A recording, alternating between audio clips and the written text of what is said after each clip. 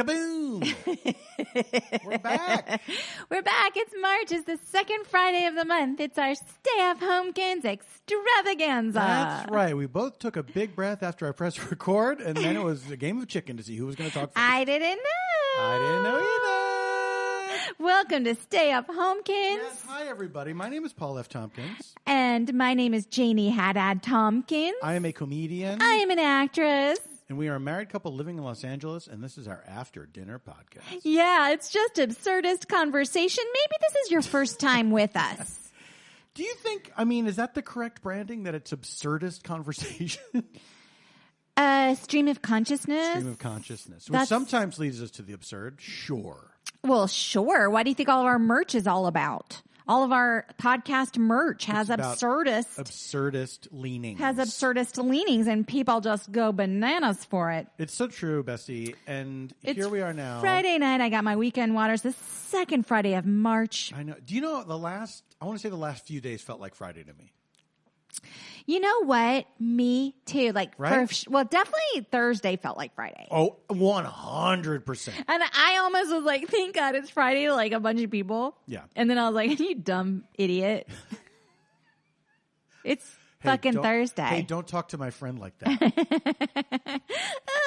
But yeah, I was ready for the week. It just felt like this week should be over a few days, days in a row. Yeah, there's a lot going on right now that is confusing.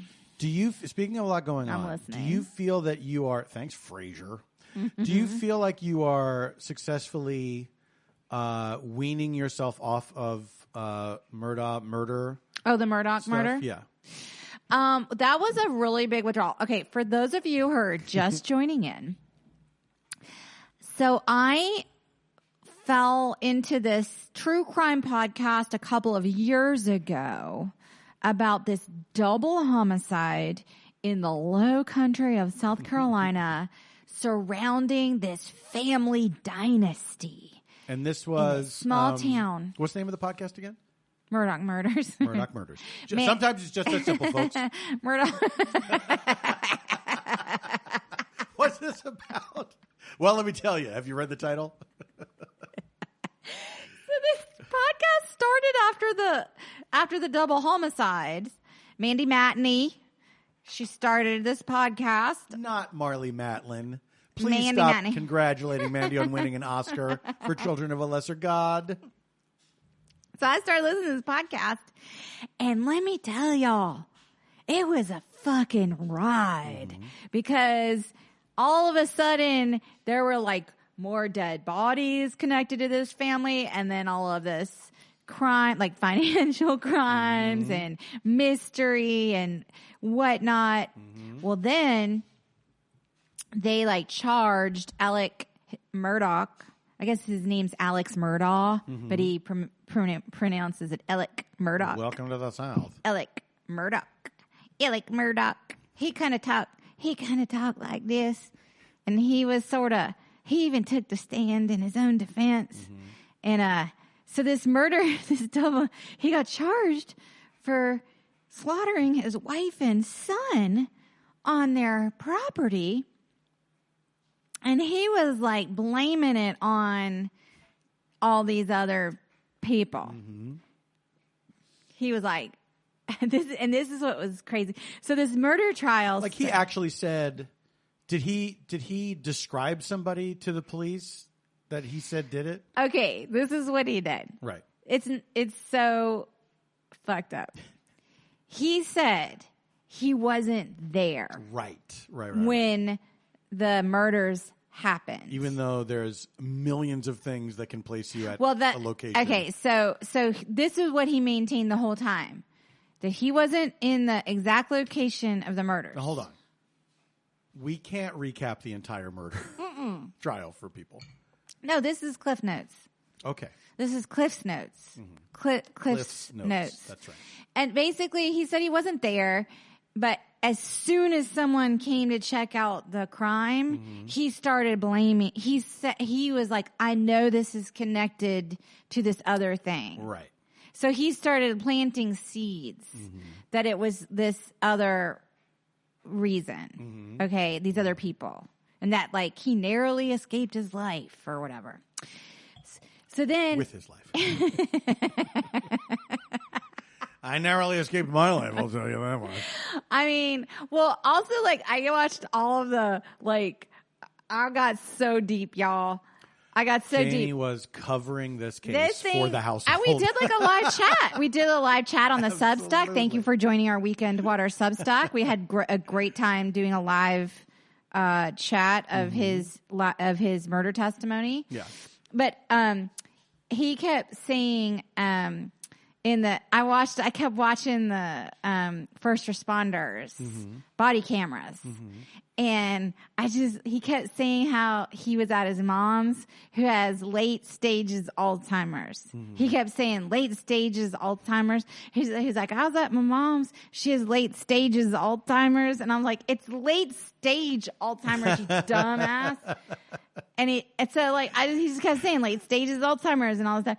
So anyway, this murder trial started like 6 weeks ago, and we were like in San Francisco at Sketchfest, and I was like, listen, I've got to watch this murder trial. I was like telling anyone who was listening, like I sat John Hodgman down, Jonathan Colton. We had lunch. I was like, I'm just really into this murder trial, and they were like, what is this? And I was like trying to tell them, and I think Jonathan Colton was like maybe going to check it out. Like he got really, he seemed very interested. He seemed like his interest got peaked. Oh, it got peaked, baby. I've never seen interest peak like this. And this was like last month. And so this thing was like going on. And then, and there were more and more people I knew who were following it. And then this Netflix docuseries dropped, and then more people started following it after the Netflix docuseries dropped. Yeah. And then the next thing you know, I think it was like being covered on the news channels, like the final week of the trial, because it sort of was this big trial. So then the trial ended, and they were like, okay. So then he got on the stand. Oh, so basically he said he wasn't at the murder. He wasn't never there. Yeah. But there was a video. Cuckoo. Oh my God. Cuckoo is here for this. Hi, Cuckoo. Oh, I love her. Hi, Cuckoo.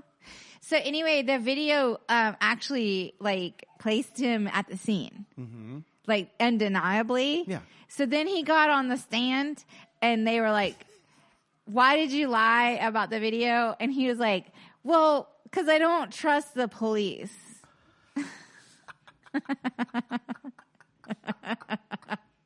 And they were like, okay, so you lied about this, and then he lied about he like stole millions of dollars from like underprivileged and like infirm clients. Yeah. He stole money. He was a lawyer, yeah, from a deaf paraplegic man. He stole from a deaf paraplegic man. Yeah. He's a piece of shit. Yeah, he's like a psychopath or something. And they're like, "Well, did you lie when you did this? Did you lie to this?" And he's like, "Yeah." And then they're like, "But are you lying about killing?" And he was like, "No. This is the one thing time. I'm not lying." Look, I lied every single other time. He's basically like, this is like, yeah, basically. And it got like so dramatic. And then the prosecutor, Creighton Waters. So everyone like knows the names of everyone involved. Yeah. Okay, and people on Twitter. Even I do, and I'm not. But I'm only a casual observer. And then Creighton. I know about Dick Harpootlian. and then Creighton Waters goes, "Mr. Murdoch, are you a family annihilator?"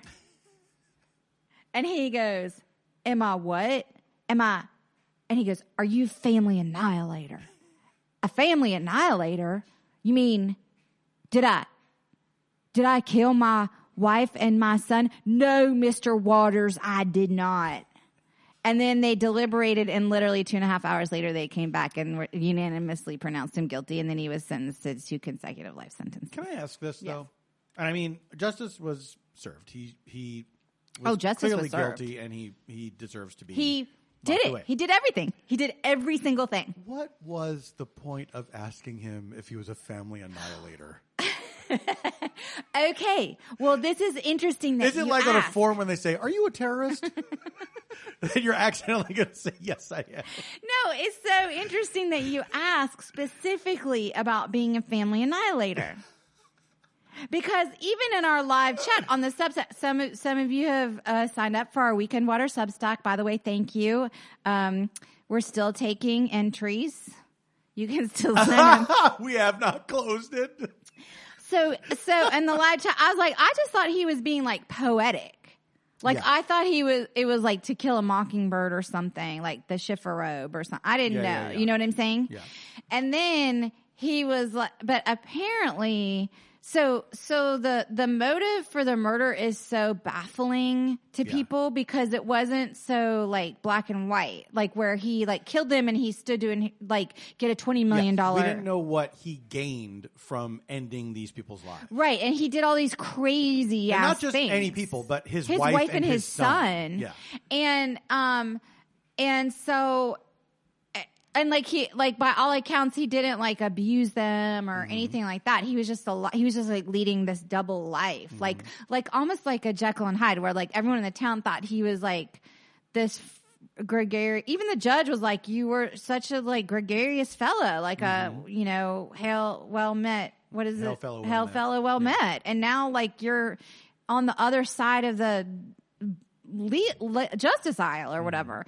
And so basically there is like this is something I learned through the trial and Reddit because of all how deep we all went down the rabbit hole, is that there is like a psychological profile of a man who is a family annihilator. And the psychological profile is like a man who is, by all accounts, loves his family. But when there's like all these categories, and there's one category is like when your house of cards, your financial house of cards is about to crumble. Right. These men sometimes kill their families. Like an honor killing. Like an honor so they killing. Won't have to witness the shame or the downfall. And it's like a family, it's like a dynasty, like a family dynasty. And what was so confusing is like some of these men, they kill their families and then they kill themselves. Yeah. So it'll be like a full like murder-suicide. Right. But this guy's narcissistic and he would never kill himself. And he didn't kill the other son because the other son was off at school. Right.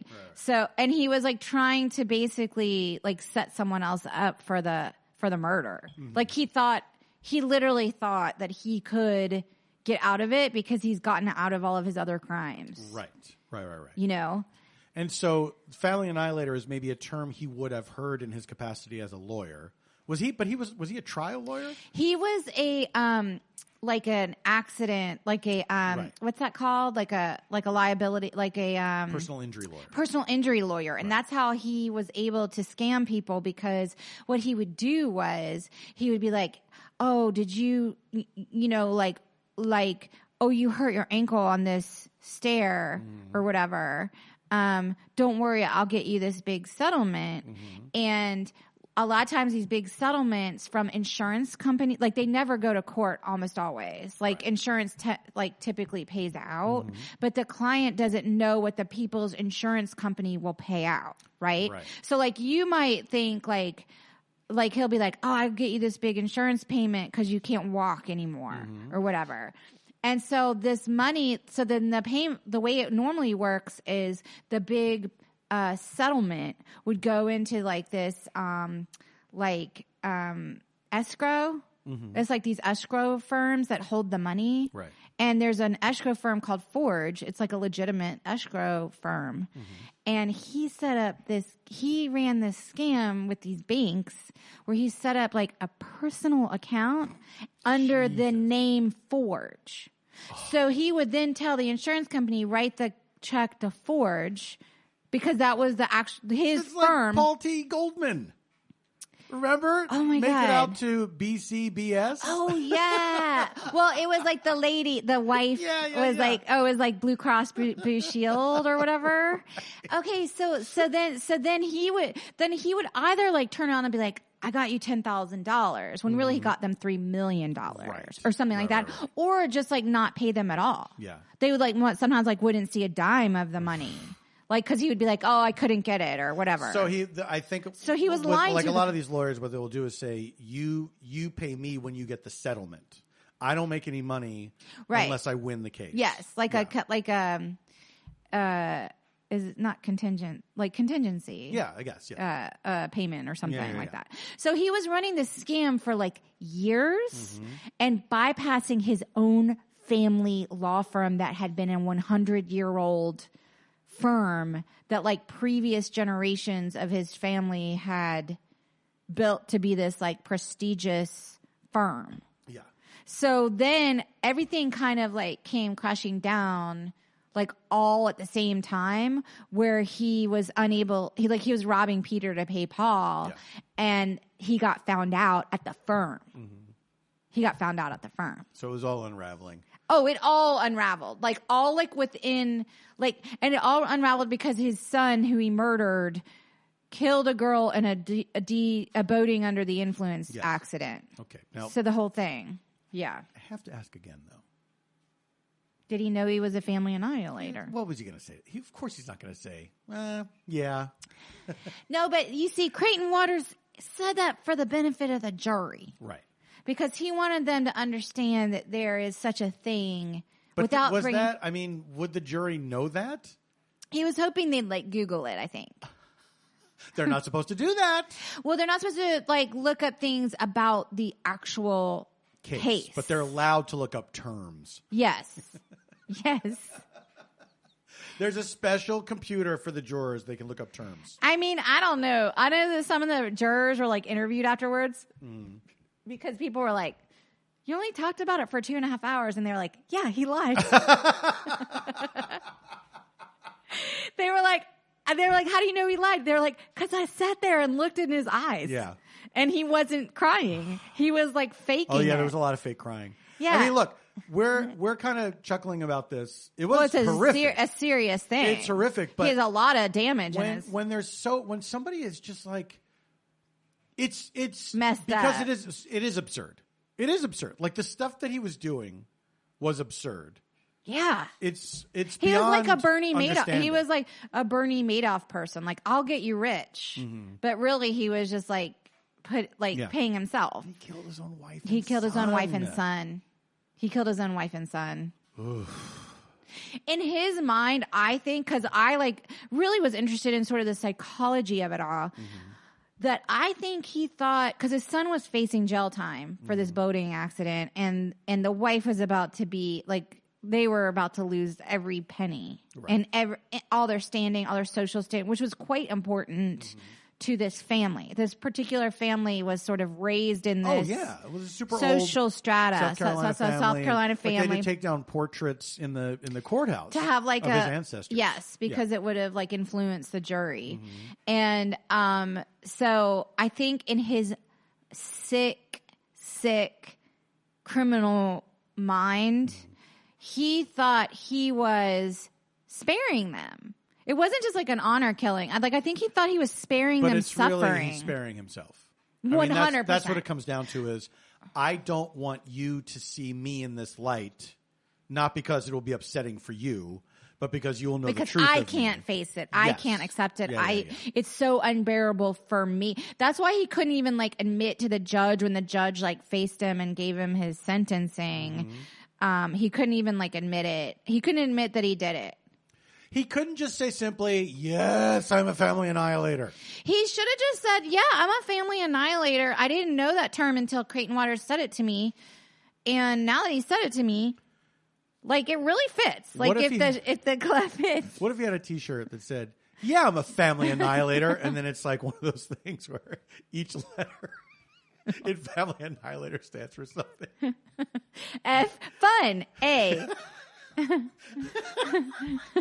Anxious. Always up for Chinese food. M, made to party. I'm fun loving. I mean, should we get kinship? Love my family. Do you think kinship will make that shirt for us? No, that's too sick. Kinship, don't do that one. Font would have to be so small. I mean, because family annihilator is a lot of letters. A lot of letters. And it would be a lot of things you'd have to think. Some repeats in there, too. And you'd have to think of a lot of things that he was saying to himself Yes, exactly. to deny that he's really a family annihilator. Put yourself in the mind. Like the two ends, murder. the two ends in Annihilator, like Yeah. not guilty, not guilty. Never guilty. H, how could I have done it? A, an innocent man. Are you sure we're not leaving money on the table here by not making this shirt? I think it's messed up. These people were like terrorized. This town was terrorized. Very true. People died. People lost their lives. People lost money. Murdoch lied. People died. I mean, yeah. I just thought that was amazing when he said, Mr. Murdoch, are you a family annihilator?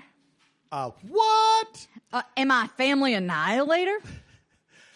We're going to do an abrupt subject change to something that's Ooh, not about that's family murder, fun. family annihilation.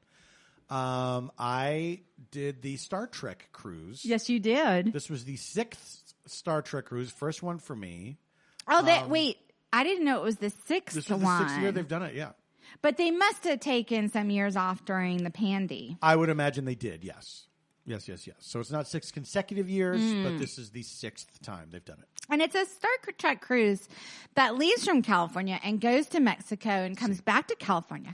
So like you didn't have to like fly to like the East Coast or anything. No, but I did because Tony Newsom and I, who host the official Star Trek podcast, Star Trek The Pod Directive, we check were it out, joining guys. the cruise midway through, and so we flew to Puerto Vallarta. Yeah. And then we got on the boat there, and we had one day in Puerto Vallarta, and it was really nice. It was I'd never been to Mexico before. Yeah. I've never been. Like all this time that we've lived here, and we haven't gone to Mexico. I know. And now absurd. they're like, don't go. Because some people got kidnapped in Mexico. Oh yeah. I think Puerto Vallarta is probably. Yeah. It's a Not. very Puerto Vallarta is a very friendly town. It's very LGBTQ friendly. Oh, that's cool. Yeah, it's like a real fun party town, and it was a lot of fun. And we got to see, Tony had a friend there who coincidentally, an old friend from Chicago, was coincidentally doing a show. That in is Puerto so Vallarta. amazing. That's like a see it. crazy coincidence. Yeah. And it was really like because she only does it twice a week. And you did. It's like a cabaret style show. Yes. So Yes. what was it like? So. Her name is Megan. Oh my God, Megan Murphy. She goes by Big Red. And so the first part of the show is very comedic. There's like song parodies, a lot of jokes and stuff like that.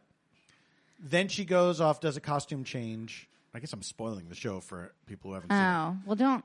Then she comes back out, and then she does like it's a much more serious kind of.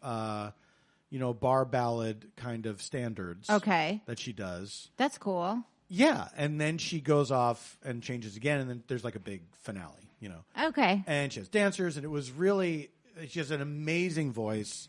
It was, I thought about that show a lot after I saw it. That's cool. Yeah. It was really good. It was really, really good.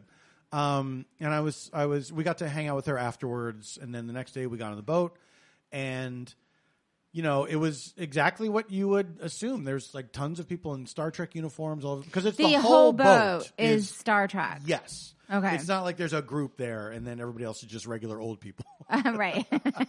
Which actually sounds funnier. I mean, there was that one because I've done the Jonathan Colton cruise before, Yeah. and when I did it, I believe they have the whole boat now.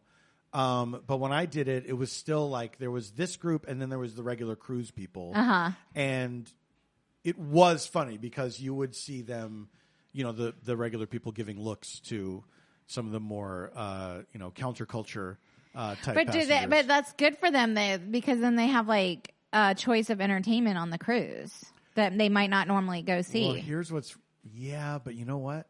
One of those cruises I stole away, and I went into one of the performance areas to see the standard stand-up. entertainment. Yeah. Okay. And look, they do like the standardized cruise musicals and shit on cruise ships. You know what I mean? Yes. So they do big reviews. They do I think they do full on productions of musicals, but they also do like a sort of Broadway style review where they do a lot of different show tunes and dancing and shit like that. Okay. It's like, to see the backstage of these places, there's a lot going on. Right? Okay. And then we're there doing our goofy shit. Right. But I did watch a stand-up comedian, and it was like getting out of a time machine. Really? It was like the most classic stand-up comedy, wife jokes, mother-in-law jokes, like stuff like that. Like not like from vaudeville, but definitely like the 80s. But the structure was that. Oh, 100%. But it's like, that can be entertaining. You have to know your audience, and it depends on the type of people that are on the cruise. You do have to appeal to like a broad swath of people, Right, like you can't like go out and like rail against cancel culture. Can you imagine like you're like some alt comic, like edgy comic, and you're like, I'm on this cruise and I want to try my new material. I bet you'd have better luck with that than doing jokes about Trump or whatever. You know what I mean? I guess. I think the scale probably tips that way. Yeah. But speaking of that guy that you just named, who I don't like to say his name, getting indicted on the Ides of March. What do you think about that? Crossed. What do you mean? It's like it's already been like leaked. But nothing. It's not. I personally don't think it's going to lead to anything. But anyway, I don't want to talk about it. I want to keep talking about the cruise. Okay. All right. I know that seems strange, but it was. I just thought it was good news, but whatever. I mean, it's good news that they're. You don't believe in consequence. I think it's sweet that they're trying. You don't believe in consequence culture. I think. No, the one thing he is good at is wriggling out of trouble. So was Alec Murdoch. He wasn't until he was asked. No, are you family annihilator? He wasn't. He didn't. Once people discovered the trouble, he didn't wriggle out of it. He was good at concealing trouble for a long time. All right. Yeah. So they redo like a lot of the stuff in the boat to make it Star Trek themed. Sure. Like they make the elevator doors look like elevator the symbol, like the doors on Star Trek and everything. Okay. Well, not just the symbol, but like it's sort of like you're on a starship. Oh, that's cute. I like that. It's fun. It's okay, really that's fun. cute. And so there was a costume contest one night, and so there's tons of people in, various costumes, not just Star Trek, but everything. And it was really fun to be in a bar and then look around and see among the normal humans to see aliens and shit like that. Yeah. It was very. There was something that was very heartwarming about it and really fun. Oh, well, and you were on the boat for 3 nights. Yes, we were on there for 3 nights. We were on there for the at sea coming home part of the cruise. Okay. So we were on the ocean the whole time. And the last day, you could really feel it. Like the boat was a rocking. Oh, so no way. Not come a knocking. Seriously? Yeah. Like stuff was falling off tables? No, not like that. It was not Triangle of Sadness. But it was like you could feel movement a little bit. There was, honest to God, like ship creaking, like that kind of noise. I suppose it's better that happens on the final day than the first because you have like your sea legs. It happened on the first day too. That's what we found out. Oh, did people get seasick? I did not hear about people getting seasick, but it was a little like I think for people who had never been on a boat before, were a little concerned about it. Well, yeah, I think I would be. Was fine, yeah. I don't think I would I like that. I like it. When we were on that whale watching boat. That time, we tried that whale watching. We didn't see any whales. I'll say. We were in Iceland. That was the first time I've ever. Our friend. We stayed at her place. Yeah. People are going to think you're for real. All right. So I basically I don't really get seasick that much, I guess, but I've not spent a lot of time on the sea. Mm-hmm. So, but I got seasick on this boat on the rough water. But you didn't throw up. No, what happened was, this is so weird. People were throwing up everywhere. It was right. like Triangle of Sadness. Yes. That movie Triangle. Yeah. I mean, it was then we went underneath because I was like, I don't think I want to see people throwing up on the freaking. We went below decks. Where they're just like rinsing it off with buckets of water or whatever. Mm-hmm. So then we go underneath, and I was like, I had this sensation where I was like nodding off, like I had done heroin or something, where I couldn't I was being like lulled into like a partial sleep or something. Mm-hmm. Remember? I was like having like a weird you laid your head down on the table. Like I was like, I'm being like, it was very strange. Yeah. And then but this is also a thing you get with like action movies. No, that's the thing. And then, no, we can't talk about that because a lot of people wrote in and were like, you need to see a neurologist immediately. I was like, okay. Yeah, I mean, I know, sure. But I'm not, like I have trouble just getting my yearly physical at this point. So, like, okay. So I will. But like the action movies, oh no, it does. It does like lull me. It does lull me into like but it was almost like it was like a heavier, like nodding off. Yeah. And then I was like, I don't know, like, and then you're like, do you want anything? And I was like, I guess like you got me like a hot chocolate and it fixed it. Remember?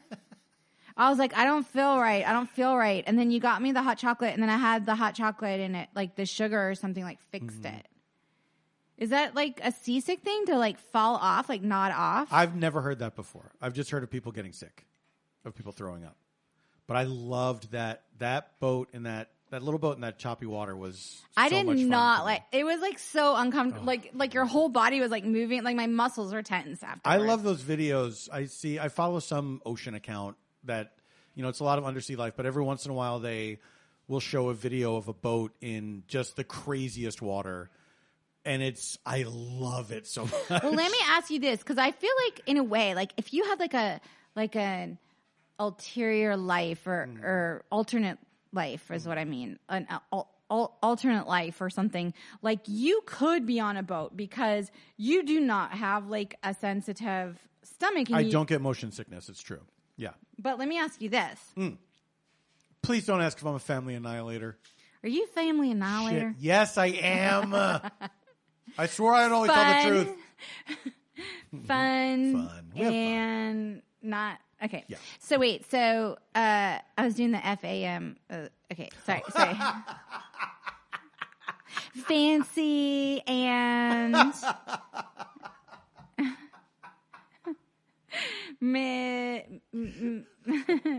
Mr. Fun. Okay. Okay. All right. I was gonna say, would you?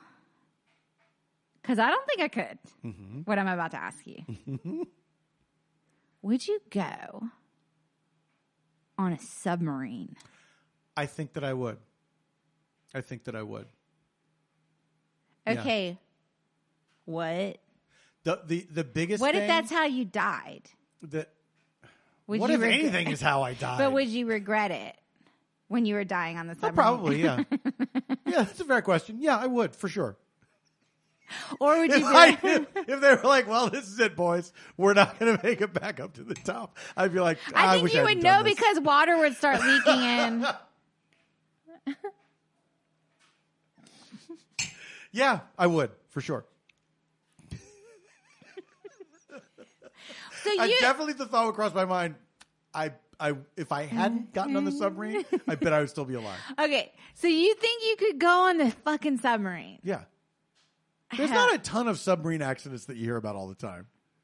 Because maybe some of them are being kept secret because, like, Russians are bombing them and they don't want to tell us about acts of war. You think there's, like, 2 submarine deaths a day? I just don't think I would like it. Yeah. Well, you have a claustrophobia thing. I guess I do. Because of that one Twilight Zone where the person is buried in the coffin. The modern Twilight Zone. The modern one. Okay.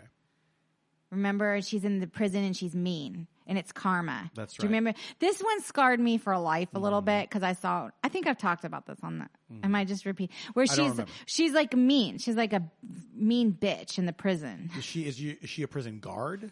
No, she's a prisoner. And she bullies this like lowly prison worker who takes the dead bodies out. Oh, yeah. And she's like, you're going to take me out. You're going to do it. You're going to do this. And like, she's like intimidating the lowly, worker and like messing with them. And so the plan was she's going to crawl into the coffin with the next dead body. Right. And then she was going to come and dig her up and take her out. Right. And spoiler alert, guys, but it's been like 40 years. I mean, it's the Twilight Zone. Okay, so then she's in the coffin and she's like waiting to be. I don't think they were going to bury her. She's going to let her out before she got buried. That was the idea. Yeah, and so she's going to let her out before she got buried. So then the dirt is like coming on, and she's starting to suffocate and everything. And this is the craziest part of the whole thing. She's like screaming, like, let me out. No one can hear her. And she's like, banging, banging, banging. And then she lights a match to see inside the coffin. Sure. And the person who is supposed to free her is the dead body. However, there's also a spider on her face.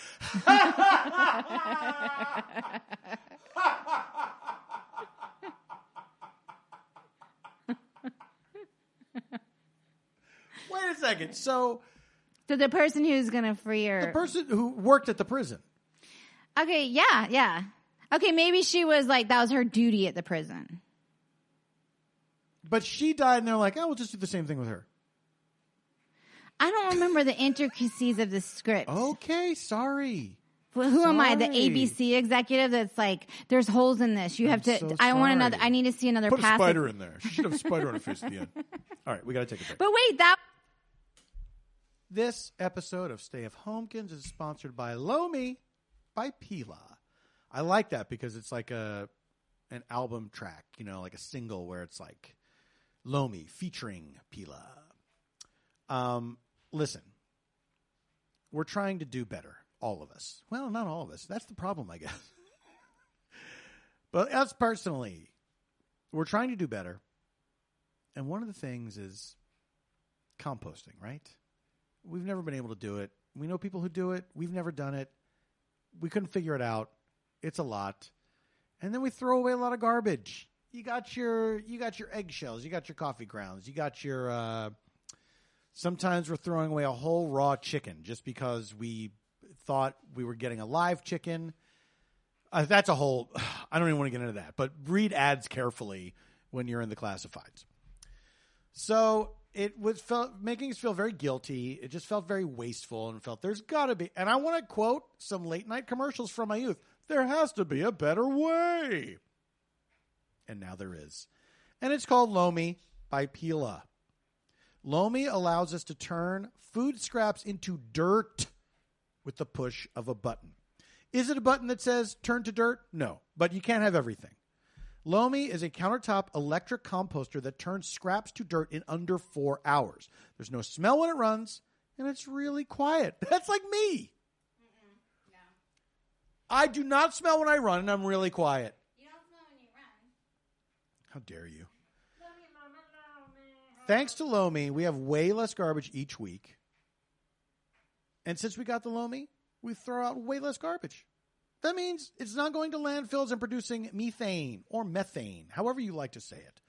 Instead, we turn waste into nutrient-rich dirt. I love the phrase nutrient-rich. There's something that's very satisfying and comforting. Rich. Something rich about it? But nutrient-rich. The word rich is great. Also, like do you rich chocolate. Do you want your dirt to be, like empty? Or do you want it to be rich? I don't want crappy dirt. I want nutrient-rich dirt that I can feed to my various plants. And they all have names, and they're none of your business. So it feels great that we're doing this. We're creating soil instead of waste. And we have a basically limitless supply of dirt for all of our garden needs. Right? It's not bad. It's really cool. Go get your Lomi. If you want to start making a positive environmental impact or just make cleanup after dinner that much easier, Lomi is perfect for you. I want you to do this. Head to lomi.com/homekins and use the promo code homekins to get $50 off your Lomi. That's $50 off when you head to lomi.com/homekins and use promo code homekins at checkout. Food waste, frankly, it's gross. Let Lomi save you a cold trip out to the garbage can. Lomi, Lomi, Lomi, Lomi. Lomi, Lomi. How you do that trick. You guys, it's no secret. I talked to a therapist. You know why? Because being a human is hard. And when you're at your best, you can do great things. But sometimes life gets you bogged down because being a person is difficult. You might feel overwhelmed like I do every day of my life, or like you're not showing up in the way that you want to. So working with a therapist can help you get closer to the best version of you. When you feel empowered, you're more prepared to take on everything life throws at you. My personal experience with therapy has been something that has been so enriching and empowering that I hope that everyone else can seek and explore ways of taking care of and paying attention to their mental health. So if you're thinking of giving therapy a try, BetterHelp is a great option. It's convenient, it's flexible, it's affordable, and entirely online. You just fill out a brief questionnaire and you get matched with a licensed therapist and switch therapists anytime at no additional charge. So if you want to live a more empowered life, or you've been curious about therapy, or you're having a hard time and you need to talk to someone, please know that there are people out there for you. Therapy can help get you there.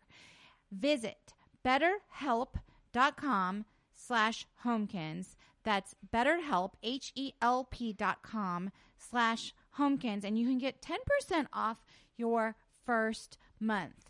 I still see a therapist through telehealth because the pandemic made everything online. So I guess this is how people are doing it now. So if you want to check out BetterHelp, please go to betterhelp.com/homekins for your special promo. Thanks. Green Chef. This episode is sponsored by Green Chef. Hello. What's Green Chef? I'm glad you asked. It's a CCOF certified meal kit company. You probably figured that out. And Green Chef makes eating well easy with plans to fit every lifestyle. Wink, wink. Whether you're keto, paleo, vegan, vegetarian, gluten-free, or you're just looking to eat more balanced meals, Green Chef offers a range of recipes to suit your preferences. Again, wink, wink. Let's talk about variety and customization. They have expanded their menu. Now you can choose from 30-plus recipes weekly with the option to mix and match meals from different dietary preferences in the same box without changing your plan. For example, ordering vegan one day, keto the next. You can do that. You get everything you need at Green Market, the one-stop shop for quick breakfasts, brunch kits, wholesome lunches, and more you can easily add onto your weekly order. Craving more servings of a favorite recipe, I ask you? Now you can double the portions in your weekly order with just one click, I respond. And Green Chef is offering more customizations than ever before. In addition to swapping protein in any meal that features chicken, beef, or salmon for USDA certified organic ground beef, USDA certified organic chicken, and wild-caught sockeye salmon, now you can also add chicken or fish to select vegan and veggie recipes each week for an added protein boost. And they're now offering 10-minute lunches. Each week's menu includes... That's what I used to have at a bad job. Each week's menu includes 2 convenient, low-prep, and nutritious lunch recipes ready in just 10 minutes. No cooking required. Perfect for when you're on the go or you're pressed for time at the office. Eat well at lunchtime, too. And like I said, Green Chef is sustainable. Their recipes offer premium protein, seasonal organic produce, and sustainably sourced seafood. Expand your palate with unique farm-fresh ingredients like figs, dates, and artichokes. So exotic. Raise your food standards in 2023 and reap the flavor benefits. Green Chef is the only meal kit that is both carbon and plastic offset. They offset 100% of their carbon footprint as well as 100% of the plastic in every box. Nice. 100% of their seafood meets the Monterey Bay Aquarium Seafood Watch Rankings, I remember attending that council, of certified best choice or good alternative. With Green Chef, you're reducing your food waste by up to 38% versus grocery shopping. I mean, come on. There's options for every lifestyle. Green Chef is the #1 meal kit for eating well with dinners that work for you, not the other way around. Green Chef has options for every lifestyle: keto, vegan, vegetarian, fast and fit, Mediterranean, gluten-free. As the only keto meal kit, Green Chef makes sticking to a carb-conscious lifestyle easy. So listen, what are you going to do now? You're going to ask me for my personal experience? It's been great. I love Green Chef. Not a single recipe have I not liked. It's good. So go to greenchef.com/homekins60, like Studio 60 on the Sunset Strip, and use code homekins60 to get 60% off plus free shipping. That is greenchef.com/homekins60 and use the code homekins60 to get 60% off plus free shipping. Green Chef. It's the #1 meal kit for eating well. We thank you, Green Chef, for sponsoring this episode of this podcast. Thank you, Green Chef. Now what? I don't know. Wait, what were we talking about? Do you want to tell everyone that we're having a moment? We were having a business discussion. We were having a little bit of a moment. Yes, but this happens. But it happened off mic. It's true. Now we're just talking about it off mic. Well, I guess because like you were like, now what? So I figured I would explain. Yes, because we didn't know. That we just had like a little moment. We had a little moment. Should we stay business partners or should we sever this relationship? Because every once in a while we have a little moment? This is a pretty successful business if that's what's going on. I don't know. Like, how do married couples who work together do it? Do you know what I'm saying? Well, we're one of them, and I think we're and our doing okay. And our swag, our merch couple, Dan and Hillary at Kinship Goods, they're a married couple that work together. It's true. But we're not going to ask them, hey, how often do you guys have a fight? What other married couples who work together do we know? Obviously, Melissa McCarthy and Ben Falcone. I forget. I saw something. If you don't know. Do you think that we're just like them? Melissa McCarthy. They probably live in a house as large as our same house. size. Yeah, same size. Absolutely. Like they live in an 1,100 square foot. Yeah. Amount of space. You can see their entire house from the kitchen. So Melissa McCarthy's husband is named Ben Falcone. He was also an actor. I think he's primarily a writer now, and they do stuff. They produce stuff together. Do they meet in like? I know she was like in the Groundling, like famously in the Groundlings. Yes, I think they must have known each other for that long. But he will always turn up in anything that she's a part of. Yeah, He'll always that's have right. like a little cameo in there. That's right. And I think it was I saw like a print ad and he was in the background. No way. I swear to God. I swear to God. I don't know how I feel about it. I don't hate it. No, I mean, look.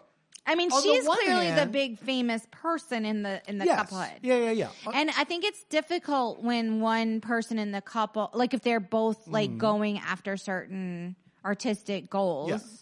If one person, but on the other hand, like, does it not also like, is it better to have separate or I don't know? Like, what do you? Well, here's the thing. Especially as performers, we look at it and we say, "Oh, she just sticks her husband in the thing," but it's like. Yeah, why not? Right. Like, wouldn't you do that? Sure. You know what I mean? It's not like he's taking a leading role away from someone. I mean, like, Judd Apatow made a whole movie for his wife. Very true. At least one. Yes. And then, like, other couples, I don't know. Like. Yeah, it's not unheard of, but it's still, I think we're conditioned to say, oh, that's nepotism, that's bad. But it's like... Well, like Anne Bancroft was married to... Mel Brooks. Yeah. And they did stuff together. They did. Not a ton of stuff, though, honestly. But they also had different kind of career trajectories. She was more of a dramatic actress. True. You know. That's how I see myself.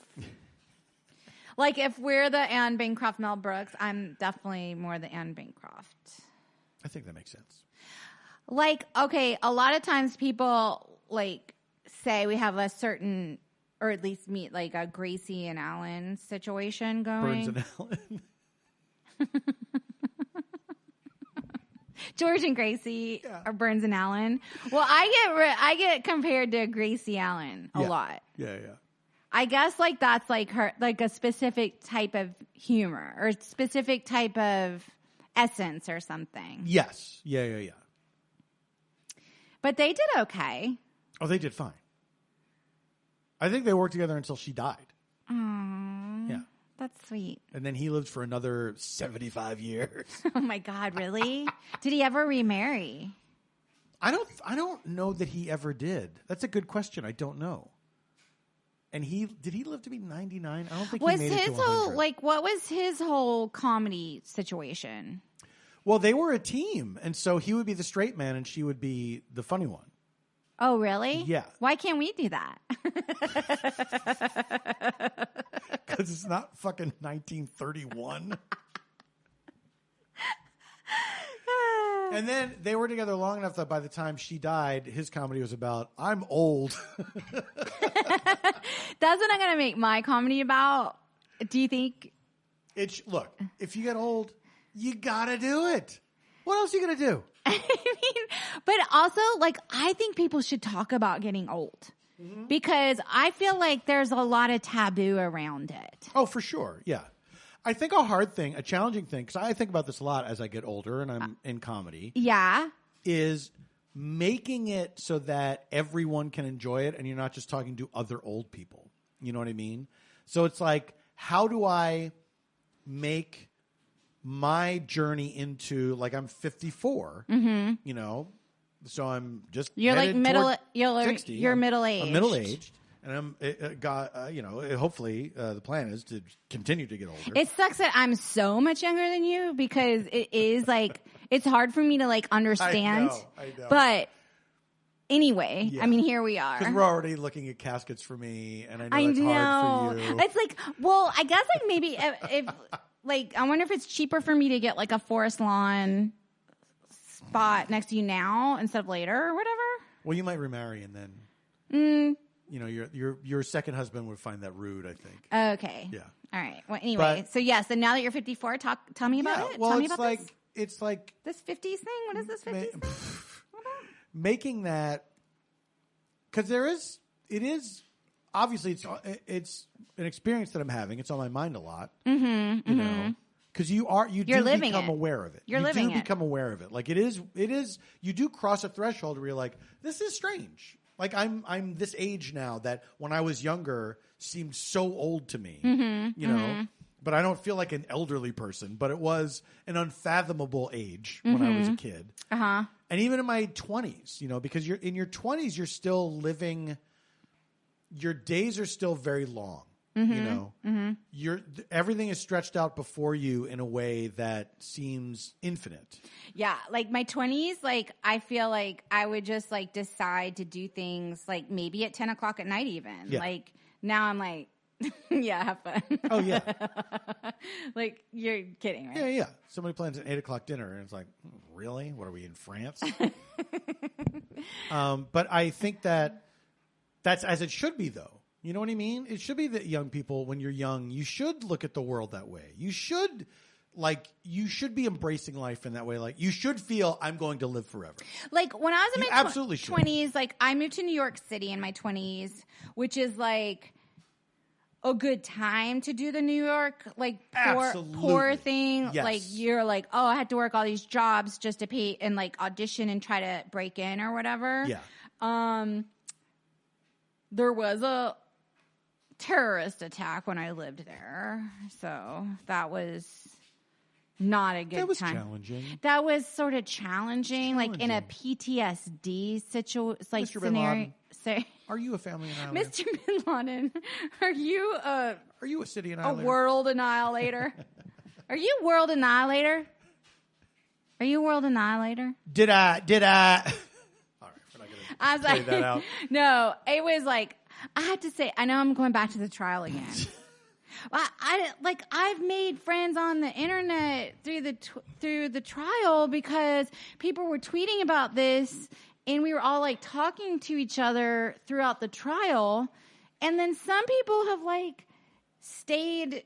They've just like one guy like quit his job and has decided to do like trial commentary for his livelihood. But I mean, like, is this the first trial like you a ever YouTube saw? channel? Like, this is what trials are like.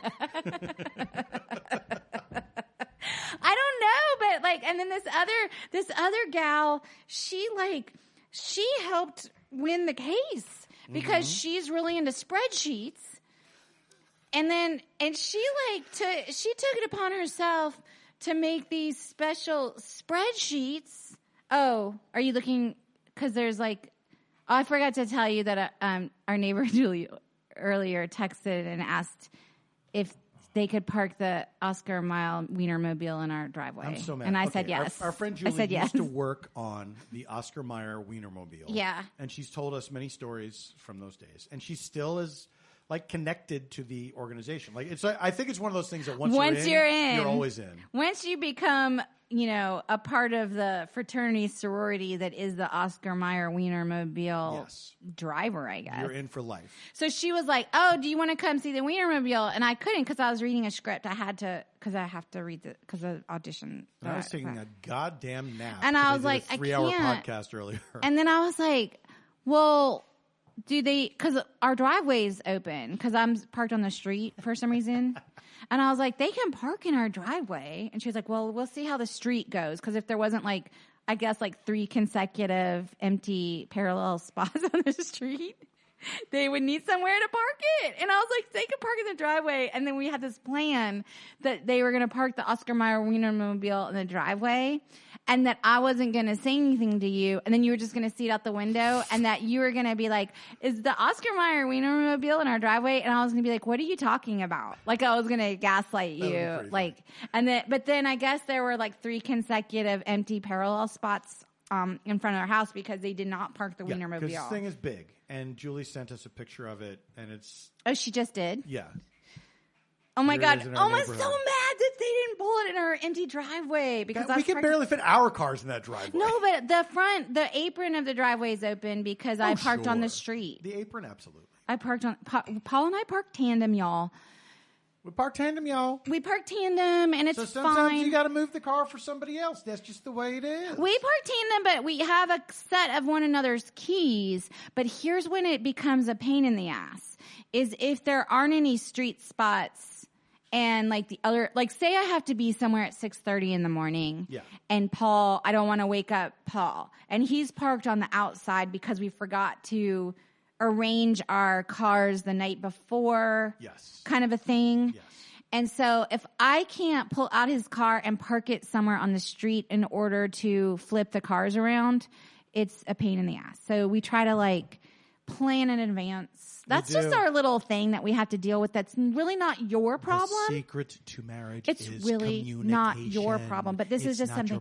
It's almost like a little ropes course for our marriage. I wish we could make it your problem. Listeners, honestly, I wish we could make it your problem. I feel like we're blessed in Los Angeles to have off-street parking, It's very true. It's not covered parking. I had covered parking when I lived on Beechwood. I fucking loved having covered parking. Covered parking is the shit. That was a tricky parking garage, though. Yeah, but I drove a Mini Cooper, and it was not that. It wasn't. It was a little tricky. It was a little tricky. Tight angles. But look, we are blessed. We're not too blessed to be stressed. I would love to get to that point. No, because also our driveway is narrow, and we can't have wide cars. Well, we call it Roma. Oh, yeah, they're Roma. Yeah. Remember the movie Roma, y'all? When you try to back your car in to a very narrow driveway without scraping the sides. Speaking of Roma. Yeah. Speaking of Roma. Oh, and there's dog shit all over the place. Yeah, go ahead.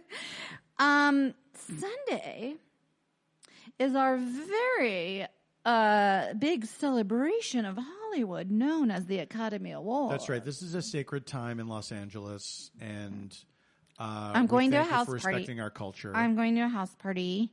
By the way, the last house party we went to before COVID lockdowns back in the 2020 days was this very same house party. That's right. And I was like, I'm going to win this fucking Oscar pool. I was determined to win it. I never win. I went on the blogs. I went on the blogs. And I followed a blog that was pretty good. Mm-hmm. And I did a straight ticket. I bought my $5 sheet, parlay card or whatever. Yeah. And I did a straight ticket on the blog. And I have to say, I was down. It was between me and this other dude. Mm-hmm. And this other dude won it. And that was fine. I felt you were close. It was an honor just to be nominated. Listen, I'm voting a straight Fabelmans ticket this year. I'm a single issue voter, and that issue is the Fabelmans. I think Everything Everywhere All at Once will get the most. Yeah. There's potential for it to get the most. Can I say... I'm listening. Let's talk about it. The absolute balls to call that family the Fabelmans. Because when it's about storytelling. I liked it because it's Tony Kushner and he's like one of our treasured writers. But the Fabelmans, come on. The Fabelmans. I get it. I mean, I see what you're saying. Here's the thing. I did not dislike the movie. I liked the movie. There were parts of it that I liked a little better than others. Like the final scene to me was so good. But that movie to me was like one of those things where I knew what it was about, right? Yeah. And then it was exactly what I expected. I did not know there was as much family drama. Some of the family drama was surprising. I didn't know about some of the details of it, but ultimately the feel and the trajectory of it was like, yes, this is what I assumed it would be. My whole thing with it is that, like, I needed. Oh my God, Cuckoo already. Welcome back. Already? Oh my God, this has been a real, this has been a real night. It's like my whole thing with the Fabelmans was that, like, in order for me to forgive the mom, I needed to go through a little more. Yeah. Personally. Yeah. But that's because, I don't know. Like he was. I just felt like it was. I liked the movie. Mm-hmm. Okay, so these are like, I'm getting nitpicky only because it's Steven Spielberg and he's like, I guess, like one of our treasured directors. But like, I just felt like he was like, it was, there was a lack of vulnerability. In That's interesting because I think I got the sense that he was trying very hard to be vulnerable. And reconcile these things about his parents and their lives. Our flawed parents. Yes. Our flawed parents. The Fault in Our Stars, etc. Wait, that's what that means? Fault in Our Stars means like our flawed parents? No. I'm just saying that. Oh, okay. That's from Shakespeare, right? Fault in Our Stars? Sure. Sure. Sure it is. Sure. Okay. Here's the thing about just in general, my feelings about the Oscars. Mm-hmm. I think, and maybe it's always been this, and I just, now that I have lived in Hollywood and we have the internet and we know more, mm-hmm. I think it has veered away from being a celebration of the movies mm-hmm. into like kind of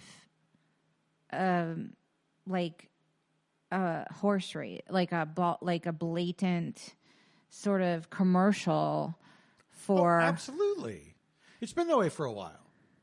I mean, I was remembering today that the Oscars used to be a private event.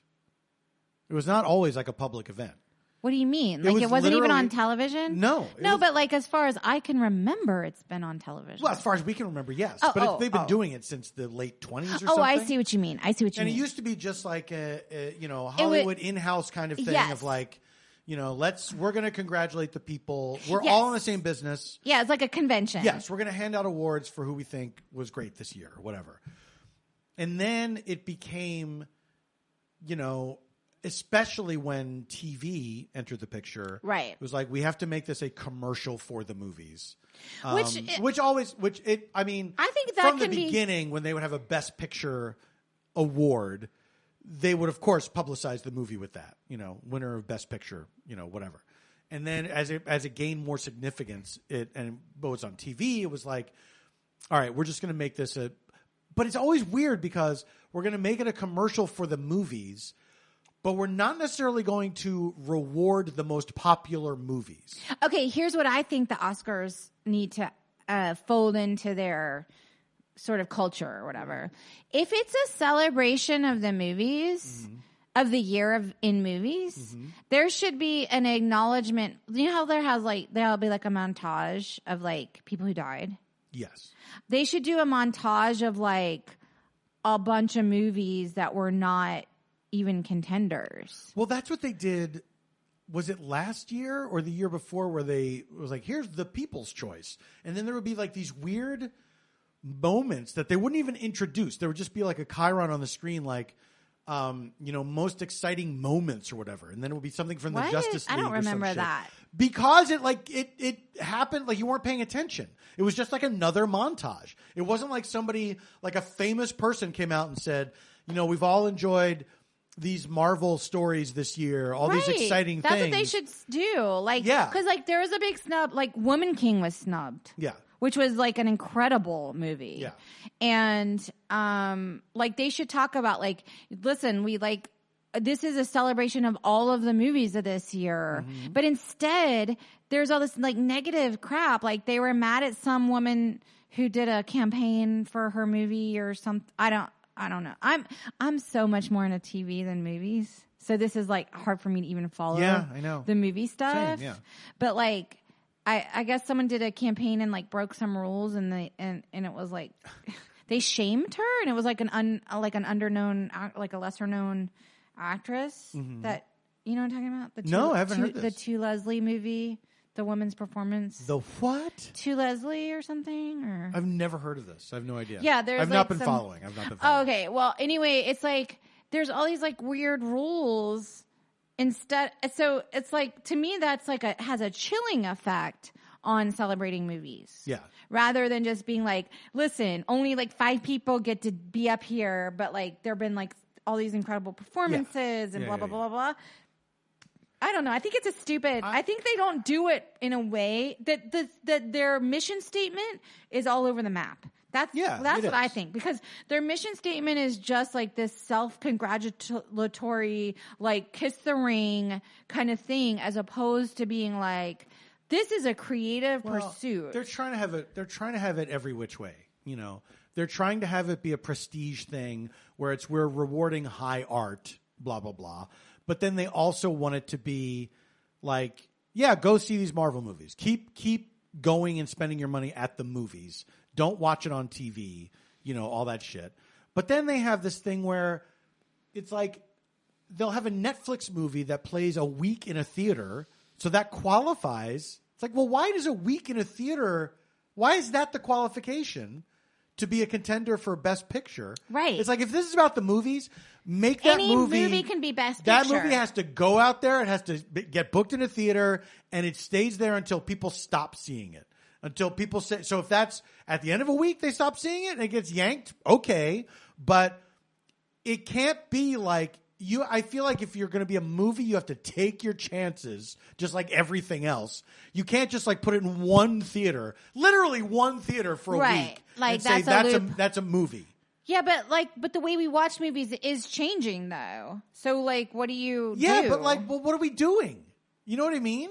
Is it a celebration of movies in the theater or is it not? Nobody saw The Irishman in a theater. You know what I mean? Nobody was like booking a sitter so they could go see the fucking Irishman. Well, I don't know. I mean, like, okay, so this is crazy, but I think on my like parlay card, my $5 parlay card on Sunday. What is this word parlay? Where does this enter into it? Oh, you never did the parlay cards? I used to like gamble in college, and I'd buy a parlay card.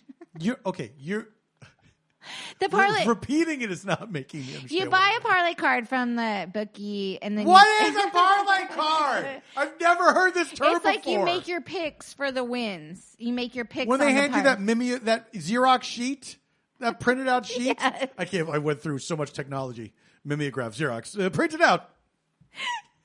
They hand you the printed out PDF? Okay. There's got to be I have to say, like, there better be an app this year. If there's not an right? app for your Oscar party, pools waste so much paper. your it's a Oscar crime. pool. If you're not like doing an It's Oscar a pool crime. app, if you're not doing a paper and you're free, Venmoing it, and you're putting it in the app, and yes. then whoever wins, like yes, Woman King, yes, yes, Woman King, yes. Okay, my whole thing is like, okay, so I think I'm picking Mission Impossible Best Picture. I think it's going to win. I'm just saying it on this podcast right now. I think not Mission Impossible.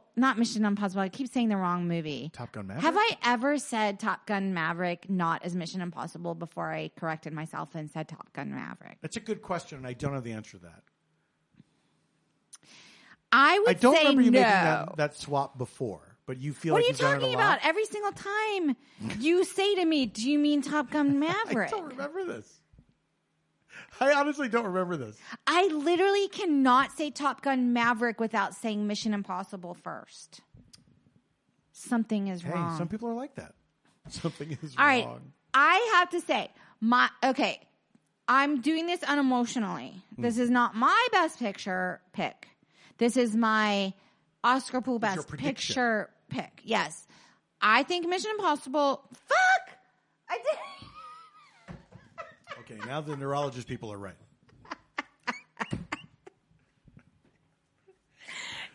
I can't make it come out of my mouth as Top Gun Maverick because of the M. Why did they put the M in this? Why couldn't they just have called it Top Gun 2? Top Gun Tom Cruise. No, Top Gun 2. Top Gun The Return, or Top Gun The Story Continues. The Story Continues, or Top Gun Remember Goose Died. Top Gun Again. That's what I would call it. Topper Gun. Toppest Gun. Top Guns. Top Guns. You know what? Top Guns actually would have been a good name. That actually would have been a good name. Top Guns would have been a good name. Okay, Top Gun Maverick, best pick. Everything Everywhere All at Once, director, best director. Okay. Because it's dudes. Yeah, the Daniels, yes. You knew it was the Daniels? Yeah. They're like brothers, right? No, they are not. They're brothers. They're both named Daniel. Wait, their last name isn't Daniel? No, their first names are both Daniel. That's why they call them the Daniels. They're not even the same race. How do you know what they look like? I've seen pictures of them. Okay, what? I'm not Google imaging. Yeah, that's how I found it. I Google image search the Daniels. I need to know.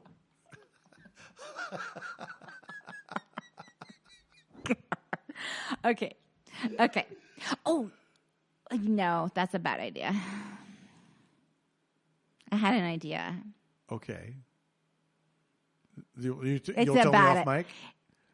I guess I could say it on mic, but I've already acknowledged it was a bad idea in my mind. Break into the Academy and steal an Oscar? That's a good idea. That's a great idea. Actually, that's a Using the Wienermobile? That's a movie. Actually, that is a really good idea. Just because Has the Oscar it's a good idea. Wienermobile ever appeared in a movie? Well, I don't think I would use the Wienermobile to steal an Oscar because it's so fucking conspicuous. That's why you'd never suspect it. And you could put an Oscar in a hot dog bun and cover it with mustard ketchup. Nobody has any idea. Okay, my bad idea was like just a female-only Oscar night. No dudes. Sure. Why not? Who cares? I was just saying because I would find it more pleasant to watch personally if all of the men stayed away. Is that... I'm on board. I mean, why don't they do... Because they do the Independent Spirit Awards. They do these other awards programs that are honoring the same movies, you know, but then other... Like, they're not the same people that will win necessarily. No, they're not. You know what I mean? So why not have them... a male-only Oscars and a female-only Oscars. Well, I mean, it's almost a male-only Oscars anyway. It's true, yeah. So my whole thing is like just do a separate show. Yeah. Where it's They had to create the other categories.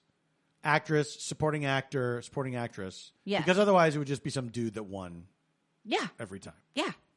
Be like the same dude every year. Yeah. Until he retired. Yeah. And that dude's name? Bradley Cooper. I mean, I'm okay with that because Bradley Cooper, like, he hasn't done anything. Did he win for A Star is Born? I can't remember anymore. No. I used to always know who won what. I don't think he did. I don't think so. Was he, like, nominated? I think he was. Should I look it up real quick? Yeah. I mean, here's the thing about this is why I think the whole horse race thing has come into play is that if you win an Oscar, right? Mm-hmm. I think that automatically triggers a higher pay for like your next job. Don't you? All right. Is that why it's so valuable? Here are his. Does it sound dumb that I don't know? That you don't know what?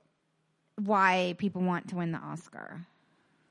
Well, I think if you win because it triggers a higher pay scale. Exactly, yes. Like automatically. Exactly. Like yes. all of a sudden you're making so much more money because for like. now they can say Oscar winner, blah, blah, blah in their trailers.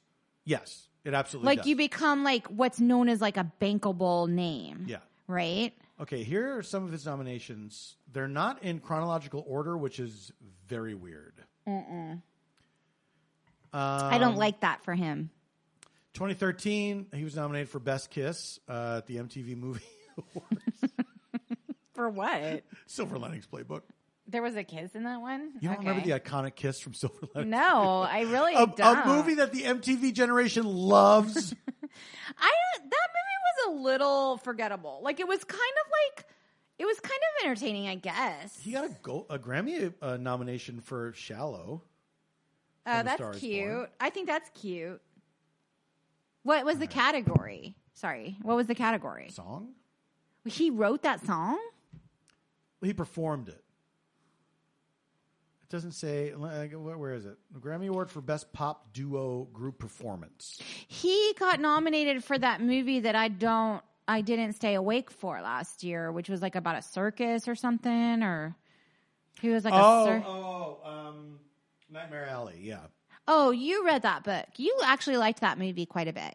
No, I didn't actually. Oh, I thought you did. Because I'd read the book too recently. And I feel like I read the book too close to when the movie came out. Uh-huh. And I feel like if I had read it a while ago and saw the movie, I would have appreciated the adaptation more. But all the details from the book, because it's a sprawling book. Oh, and all the details from the book were still too fresh in my mind. Okay. You know what I mean? Mm-hmm. I think I would have enjoyed it more. And the book was good? The book was wild, yeah. You liked the book. Yeah. Okay. I did like the book. Okay. And look, I love Guillermo del Toro, and I think he did a good job, but it is like, it's a tough book to adapt, I would say. Right. Trying to see. Where's Academy Awards? No, I don't think he's not one. He's not one. You think he was nominated for Star is Born? Yeah, why is that so crazy? Wasn't Lady Gaga nominated for that? Wait, she was? She wasn't nominated for Gucci? I thought she was nominated. He was nominated for Best Actor for A Star is Born. Okay, by the by. Oh, for Gucci, that's right. Okay, by the by. So we went and saw that movie. It was me and you and Scott and Kulop. This was before lockdown, whenever that movie came out. That's right. 2019, I guess, the end of 2019, maybe. Am I right? Yes. Am I getting close? We went to see it at the ArcLight, and for some reason, you had to go to the bathroom or something, or you forgot your ticket or something, or no, I was arriving late. You're coming from. I was somewhere coming else. from something else. You're coming from something else, and we had the tickets on our phone. Yes. Maybe. Yes. And so the three of us went in, and we started. I had a ticket. You sent me the ticket. It was because the movie had already started. And we went to ArcLight. Yes. We were at ArcLight, which they don't, like, they're very strict at ArcLight. You have assigned seating and all of this stuff, which is why it was, like, such a great place to see a movie, because they do have, like, kind of strict rules. State-of-the-art theater. So me and Scott and Kulop go in, and we sit down, and there's, like, an empty seat between me and Kulop and Scott. And we're like waiting Which for. I appreciate. That's very respectful. And then, well, because that was going to be like your seat. And then like the movie starts. And then we're like watching. And then at some point in the middle of this long movie, it becomes very apparent that you're not showing up for it. Yeah. You're just not coming. Yeah. And so, and I don't know what's going on. I could be dead. Who cares? I don't know. But then and then in the middle of the movie, I scooted into your empty seat and we grabbed Kulop's hand and then we started crying. Because we were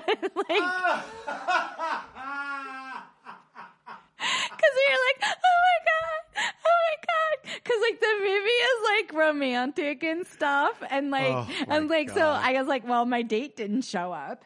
So I guess I'm stuck with cool. My main concern is still this movie. It's still this movie. Did anybody check their phones? Because I texted you guys. Yeah, I think Jesus, please tell me that you knew. Yeah. You didn't just forget. No, of course I checked, but it's arc light, so you got to keep it on the DL.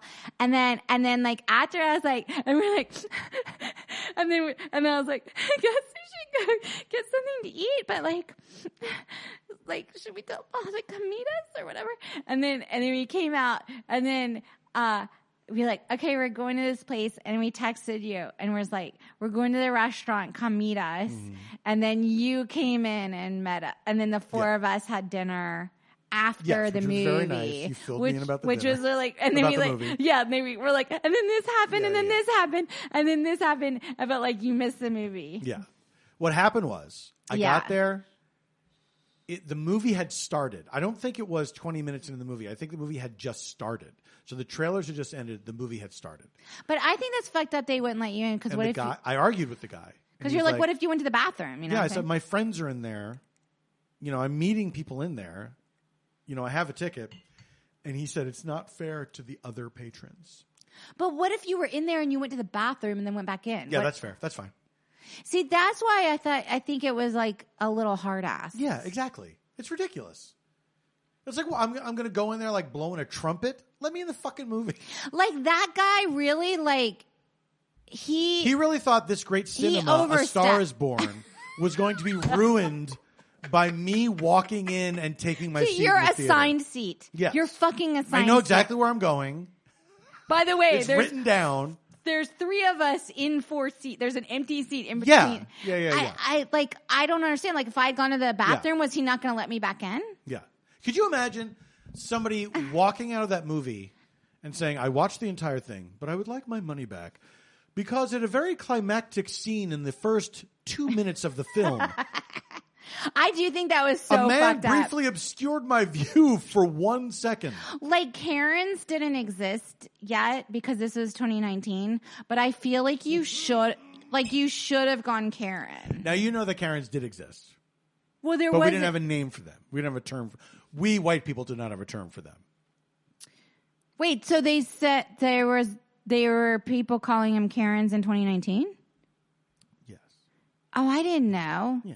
Wait, so it was only during lockdowns that we've all adopted Karen to mean the same thing? We've all agreed collectively as a society? Well, which, by the by, I feel bad for people named Karen. It's every term that black people come up with, we then take it as our own and act like we've always said that. I didn't know. I thought it was born during the thing. No. It started in the black community before we became aware of it during that time. Oh. It's whoa. Yeah, I guess I just didn't know Karen was a thing. I feel I'd seen some Gen Z people use similar things online that weren't Karen, okay, Carol or whatever. Yeah. But it was the way jokey, it wasn't oh, they went full Karen. The thing of going full Karen to me was a mask thing. I could be wrong. No, but I believe that.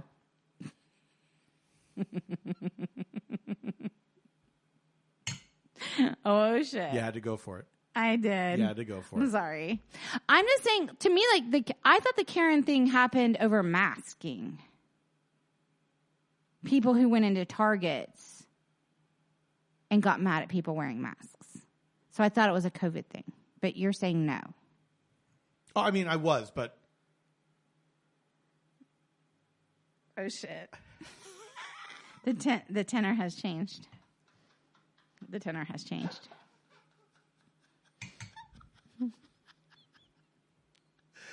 I think that's when you could be wrong. You could be wrong, but I think that's when we all became aware of it, of a term that had been used by a certain group, and then people took it and ran with about it, as often happens. About a meltdown. I would like to speak to the manager about being forced to work. See, but I guess I just thought it was like this. Remember when those videos were going around during COVID where people were like, I don't want to wear a mask. Maybe they went into grocery stores. I'm not saying I don't know what you're talking about because I do know what you're talking about. I'm saying it predated. I think that it predated that. I could be wrong. Can I just make a comment about the people that went into grocery stores? Q&A. And you're going to really hit me with more of a comment than a question? Excuse me, I have a question. Okay, when people went into grocery stores during COVID and there were these videos... the videos going around online. Mm-hmm. Where people went into grocery stores without a mask. Right. And they were like losing their fucking like marbles. Yeah. Over like wearing a mask. Yes. They went in there looking for a fight. That is insane to me. Do you know what my favorite was? Insane to me. This was my favorite. Okay. Is when people would organize these little marches. There'd be like 4 or 5 of them. Oh, they go to the mall? Go through a Target or something. The mall, yeah. Or yeah. And they thought that they were making everybody else look ridiculous. It's astonishing. Okay, but what? Okay, like on the one hand, there's like a tiny part of myself that's like they're having like a mental health situation. Like I'm like because that's very generous. Well, but I'm saying, but the only reason there's this weird part of myself that thinks that, or like when I watch it, but then I'm like, then I come to my senses and I'm like, oh, they're fucking psycho, dickwads or whatever.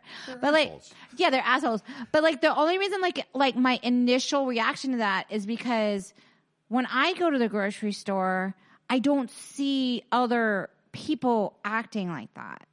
That's to me like so my disconnect. So there's like a weird like disconnect. Yeah. When I'm seeing a video of someone doing that, and like I feel like one of my biggest fears is like being on an airplane, and like seeing like a freak out. Do you know what? I will say that because we live where we live, we're less likely to see somebody have a freak out in a store like that. Right. But on a plane. On a plane you could. So many planes. You could. I can't believe I haven't witnessed a freak out like that. Witness freak out. Yeah. And then I'm like, but also then another part of me is like, it's not a mental health thing. I think it's like a drug thing. Because I think a lot of people take drugs that we don't know about. A lot of people do take drugs that we don't know about, but those people were just being assholes. But like I saw a video online just recently. Oh no, not the fried egg one. But I was like, oh, I think that woman is like, she's going through like she doesn't seem in her right mind. Well, like I think the reason she was freaking out is because she was like going through like a physical detox where she had to have the drug. Does that make sense? That does make sense. I don't know the details of that video, and it might be a different situation than what we're talking about. Well, no, I'm saying, like, are there just, like, so many people out there that might be, like, going through, like, a physical detox? I mean, yes and no. Like, yes, there are, but, I mean, we're talking about a specific type of thing that I don't think is people going through physical detox. Let me ask you a question. Okay. Have you ever felt close to having a public meltdown? Yeah, absolutely. Yeah. Things can be frustrating. And when, especially if you're having a bad day, and you're like, I need one thing to go right, and it's not going right. The feeling of a meltdown coming on Is very strong. But can't you just say like, I'm having like a really bad day. This is not about you. This is about me. And I've absolutely done that. I've absolutely done this. If I've like been there's frustrated a self-awareness. With the situation, if I've been frustrated with the situation, yeah, because I've been like a retail person. You know what I mean? Like I've been on the other side of that counter, so I know what it's like. I've dealt with people who are being assholes like I was being in that moment. And honestly, the amount of times that somebody said to me, I'm having a bad day. This is not your fault. Right. I could count on one hand. And it means the world. It's means everything. It defuses a fucking situation. Well, it's like... where you're like, you know what? I'm sorry. I'm not mad at you. I'm just like having a hard time. I needed this thing, whatever. I know you're just doing your job. Like that means the world when somebody says a thing like that. There is somewhere out there. Okay, Fievel. Oh! Oh! I fucking got your ass. I don't know what I mean. Payback's a bitch. I don't even know what I mean. You don't know the song that Fievel sings in An American Mouse Tale or whatever the fuck it's called? Is it somewhere out there? Jeffrey Osborne, baby. Oh, it's so sweet. Yeah. I was just gonna Spielberg. I was just gonna say somewhere out there. FievelWise. There is somewhere out there. What? FievelWise. FievelWise. That's the short. That's the title. That's the shortcut for somewhere out there. FievelWise. FievelWise. All you have to say is FievelWise. That's the title of this episode. FievelWise. I agree. Okay, somewhere out there. So somewhere out there is a recording of me. FievelWise, there's a recording of you. FievelWise, there's a recording of me losing my shit to a Bank of America customer service representative on a phone call that may be taped for instructional purposes. Yeah. Over some unnecessary fees that might be 13 years old. I'm just saying. I'm putting it out there now. Absolutely. I'm putting it out there now because if I ever get canceled one day, I know I'm owning it up now. Could you imagine TMZ? We found a tape of her screaming about if someone ever unearths this particular customer service phone call of me on the Bank of America customer service phone call about the unnecessary fees. Right. Let's just say I may have used the words, I'm being bamboozled.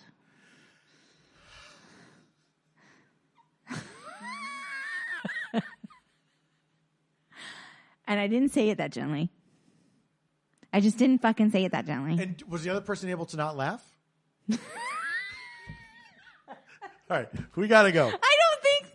This is our longest Nobody episode. Nobody laughed. I was definitely not laughing. No, of course you weren't. I was you were like... being bamboozled. I was losing my mind. Absolutely. FievelWise. Yeah. FievelWise, that tape exists. Here's the thing, guys. If you've listened to this far, A, congratulations. Yeah. B, please go to Substack. Please sign up for our new Weekend Water Substack. It's called Weekend Water with Paul F. Tompkins and Janie Haddad Tompkins. That's right. We started a live chat right before this episode with our current Substack subscribers. Could you have been in that live chat? Yeah. And it's free. But only if you go to the Substack and subscribe. That's right. There will be extra things that if you're a paid subscriber, premium.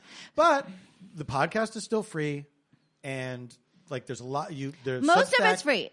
Yeah, it's like 80% free, and there's going to be like 20% premium goodies. 20% seems like a lot.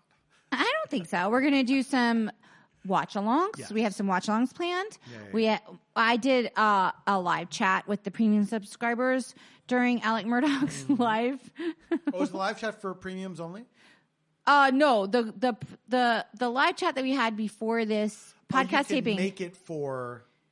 You can each chat you can make for this was like the one that I subscribe. did was like a 5-hour one Yes. specifically for premium because it was about the Murdoch trial and I was like worried it was going to be Right, but I'm saying you can designate a chat for everybody or for the Yes, premium. most of our chats will be for everybody. Yeah. And then occasional specific live chatting. Absolutely.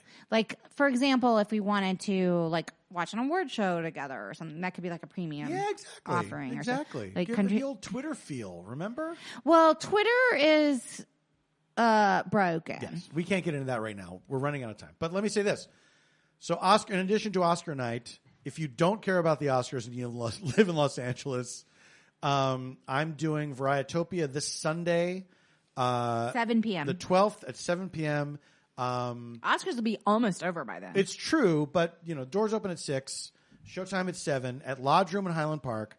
Varietopia. We're doing a St. Patrick's Day show that's going to be. I'm really excited about it. I'm going. I'm really, really excited about it. It's going to be. I'm going to bet on the Oscars at the house party, and then I'm going straight to Varietopia. We have great musical guests. We have great comedy guests. And it's a St. Patrick's Day theme.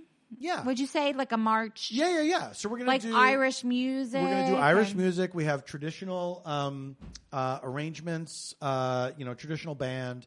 It's going to be great. It's going to be really Where can fun. people find the tickets? PaulFTompkins.com/live. Oh, and also we did do a little Substack announcement about it. That's another thing that if you don't sign up for the Substack.